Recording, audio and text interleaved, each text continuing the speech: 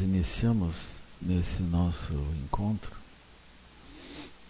iniciamos as nossas atividades olhando aquelas características gerais, né, do caminho, né, e depois essa meditação que a gente viu, né, a meditação sobre os 5 lungs.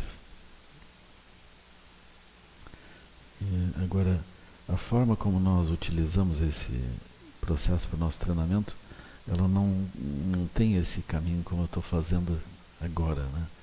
Eu estou descrevendo desse modo porque, como a gente está num retiro de meditação, é melhor a gente ter essa instrução sobre o Lung que a gente pode ir praticando durante os períodos de prática, né?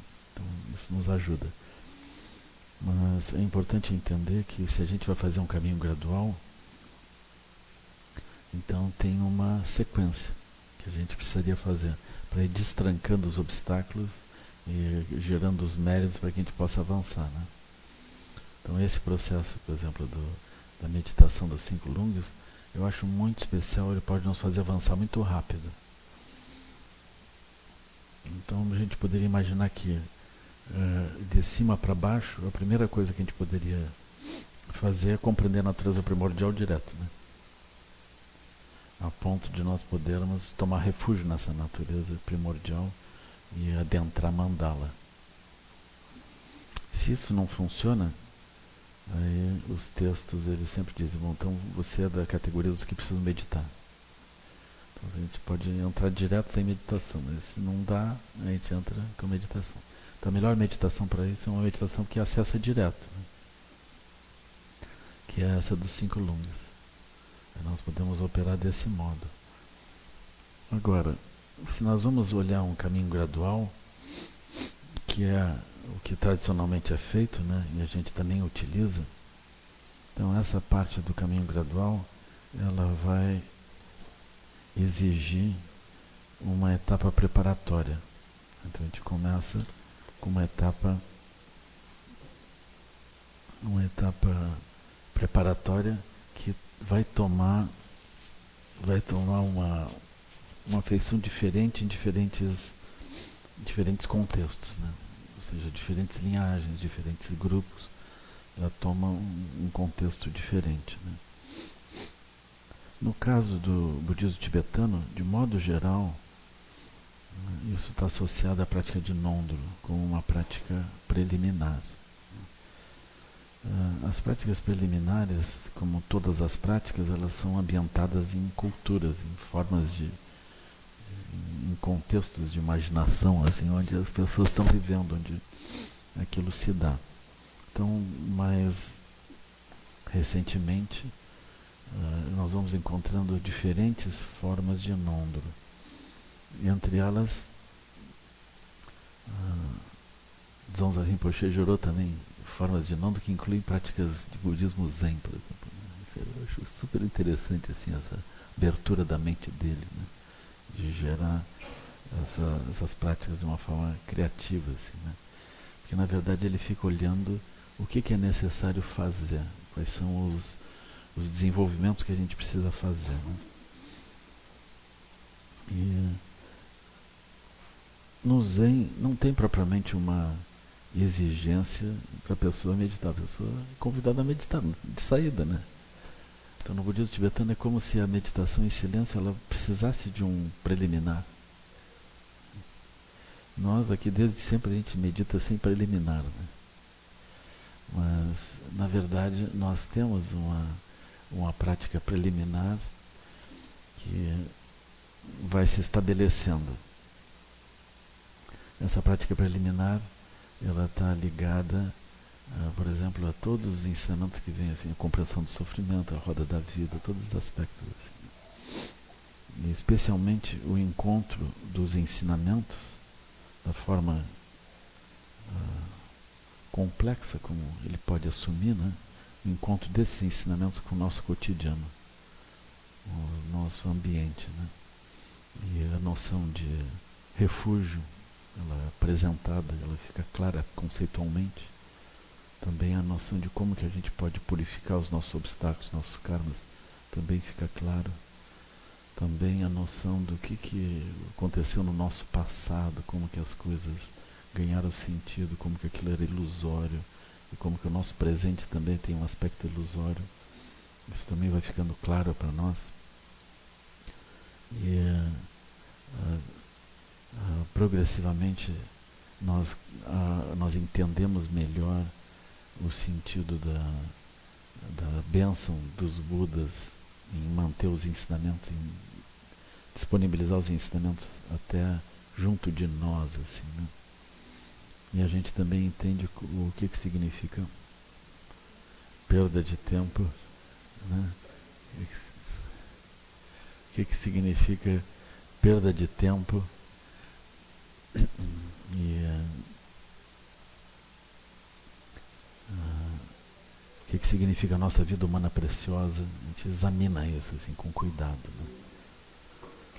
Então, essas são as etapas principais do caminho gradual. Quando nós temos esse início que é uma necessária maturidade sobre esses vários temas.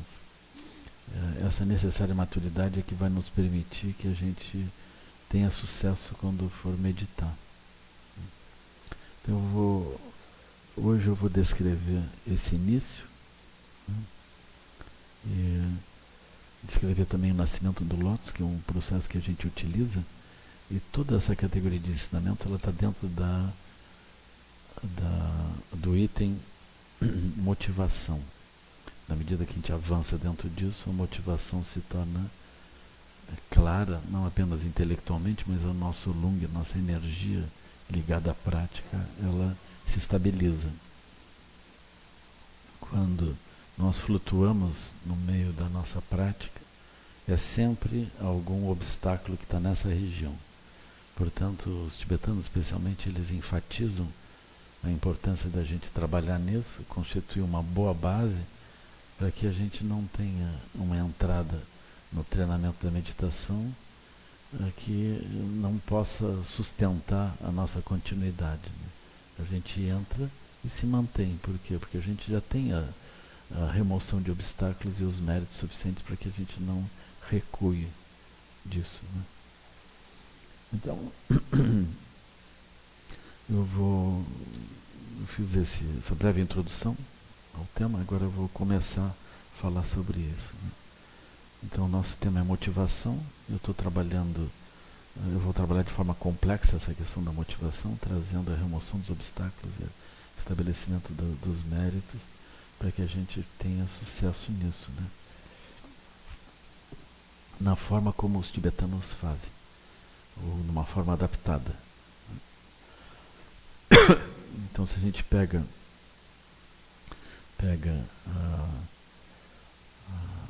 as próprias categorias do Nondro, nós vamos encontrar esses vários blocos que eu vou explicar para vocês. Assim. O primeiro ponto a gente tem trabalhado, né, claramente, assim, que é os 4 pensamentos que transformam a mente. Então a gente utiliza essa mesma abordagem, assim, os 4 pensamentos que transformam a mente. Então esse é um ensinamento tradicional. Nesse ensinamento a gente tem esses 4 pensamentos, que na verdade são 6, né? A gente começa com homenagem ao Guru, essa expressão tão simples, homenagem ao Guru. Só que por trás dessa noção de homenagem ao Guru tem a compreensão de que nós estamos efetivamente beneficiados por uma linhagem. A gente tem essa coisa mágica, né, que seres muitas gerações atrás, desde o Buda, desde os Budas que vieram antes dos Budas, esses seres têm essa bodhicitta, têm esse olhar lúcido e compassivo por nós. Então essa é uma boa notícia. A gente pode nem ter percebido bem os problemas onde nós estamos imersos, mas existem seres lúcidos que deixaram heranças na forma de outros seres lúcidos e também na forma de textos, ensinamentos e práticas, para que a gente possa ultrapassar os obstáculos que talvez a gente nem perceba que tem. Então nós estamos super beneficiados. Assim a gente começa com essa homenagem aos mestres do presente, passado e também do futuro, né? Homenagem a essa corrente de lucidez que nos acolhe, que nos protege, né? Então isso é maravilhoso que a gente guarde na mente de saída. Aí vem o primeiro pensamento, transforma a mente. Por que nós estamos buscando isso? Nós estamos buscando porque a gente precisa transformar a nossa mente. Se a gente simplesmente seguir com a mente do samsara, a gente não faz prática, não entra no caminho. Então a gente vai precisar fazer essa transformação. Aqui é o roteiro em blocos. Assim.